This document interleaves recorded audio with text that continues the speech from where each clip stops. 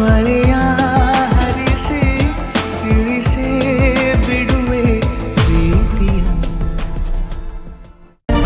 ಸರ್ಸು ಅದೇ ಬೆಸ್ಟ್. ನಾನು ಹೋಗಿ ಆರ್ಡರ್ ಮಾಡ್ತೀನಿ ಇರು. ಧ್ರುವ, ಏನ್ ಹೇಳ್ತಾ ಇದ್ಯಾ? ವರ್ಷಕ್ಕೊಂದ್ಸಲ ನಿಮ್ಮ ಅಪ್ಪನ ಪುಣ್ಯತಿಥಿ ಬರುತ್ತೆ. ಇವಾಗ ಯಾರಾನ ಹೊರಗಡೆಯಿಂದ ಊಟ ತರಿಸ್ತಾರ?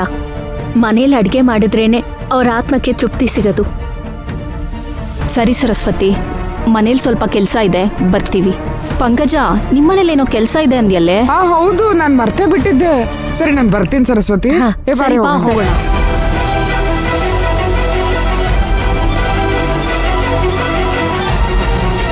ಸರಿ, ನೀವೆಲ್ಲ ಮಾತಾಡ್ತಾ ಕೂತೀರಿ, ನಾನು ಅಡ್ಗೆ ಮುಗಿಸ್ಬಿಡ್ತೀನಿ. ಅಮ್ಮ ನೋಡಿದ್ಯಾ, ಬೇಡ ಬೇಡ ಅಂದ್ರೂ ಅವ್ರ ಮನೇಲಿ ಏನಾದ್ರೂ ವಿಶೇಷ ಇದ್ದಾಗ ಸಹಾಯ ಮಾಡಕ್ ಹೋಗಿ ನಿಲ್ತಿದ್ದೆ. ಈಗ ನೋಡು, ನಮಗ್ ಸಹಾಯ ಬೇಕಾದಾಗ ಯಾರು ಬರಲ್ಲ.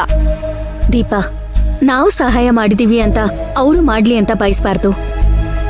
ನಾನ್ ಯಾವತ್ತೂ ಯಾರಿಂದನೂ ಯಾವ ಸಹಾಯನೂ ಬಯಸಲ್ಲ.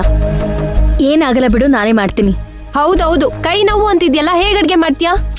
ಸುಮ್ನೆ ಇರು. ಕೈ ನೋವಿದ್ರೇನು, ನಾನ್ ಅಡ್ಗೆ ಮಾಡ್ತೀನಿ. ನೀನೇನ್ ನನಗ್ ಬಂದ್ ಸಹಾಯ ಮಾಡ್ತೀಯಾ? ಅಮ್ಮ, ಒಂದ್ ನಿಮಿಷ ನೋಡಿ, ಅದೇನ್ ಅಡ್ಗೆ ಮಾಡ್ಬೇಕು ಅಂತ ಹೇಳಿ ನಾವ್ ಮಾಡ್ತೀವಿ. ಬೇಡಮ್ಮ, ನೀವೆಲ್ಲ ಕುತ್ಕೊಂಡ್ ಮಾತಾಡ್ತಾ ಇರಿ, ನಾನ್ ಬೇಗ ಅಡ್ಗೆ ಮುಗಿಸ್ಬಿಡ್ತೀನಿ. ಅಮ್ಮ, ನಾನಿದ್ದೀನಿ, ಜಯಂತಿ ಅಕ್ಕ ಇದ್ದಾರೆ, ಮಮ್ಮಕ್ಕ ಇದ್ದಾರೆ. ನಾವೆಲ್ಲರೂ ಇರ್ಬೇಕಾದ್ರೆ ನೀವ್ ಯಾಕೆ ತೊಂದ್ರೆ ತಗೋತೀರಾ?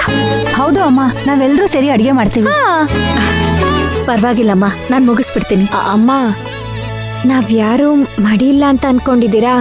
ನೋಡಿ, ನಾನ್ ಬೆಳಿಗ್ಗೆ ಎದ್ದು ಸ್ನಾನ ಮಾಡಿ ದೇವ್ರ ಪೂಜೆನ ಮಾಡ್ಬಿಟ್ಟು ಬಂದಿದ್ದೀನಿ. ಅಯ್ಯಯ್ಯೋ, ಹಾಗಲ್ಲಮ್ಮ. ನಮ್ಗೆ ಆಗಿದ್ರೆ ನಾನ್ ಹೂ ಅಂತ ಇದ್ದೆ. ಇವತ್ತು ಆಶ್ರಮಕ್ಕೆ ಊಟ ಕೊಡ್ಬೇಕು. ಅಲ್ಲಿ 20 ಮಕ್ಳಿದ್ದಾರೆ. ನಾವೆಲ್ಲ ಸೇರಿ 30 ಜನ ಆಗ್ತೀವಿ. ಅಷ್ಟ್ ಜನಕ್ಕೆ ಅಡ್ಗೆ ಮಾಡ್ಬೇಕಲ್ವಾ? ಅದಕ್ಕೆ ಅವ್ರನ್ನ ಕರೆದಿದ್ದೆ ಅಷ್ಟೇ. ನಾನ್ ಮಾಡಿ ಮುಗಿಸ್ಬಿಡ್ತೀನಿ. ಅಮ್ಮ, ಅಷ್ಟೇನಾ? ಈಜಕ್ಕೆ ಸಮುದ್ರ ಆದ್ರೇನು ನದಿ ಆದ್ರೇನು ಈಜಕ್ ಬರ್ಬೇಕಷ್ಟೇ.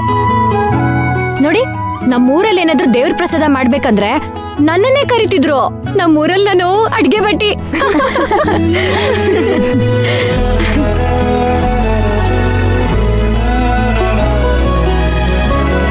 ಅದಕ್ಕೆ ಬನ್ನಿ ನೀವು.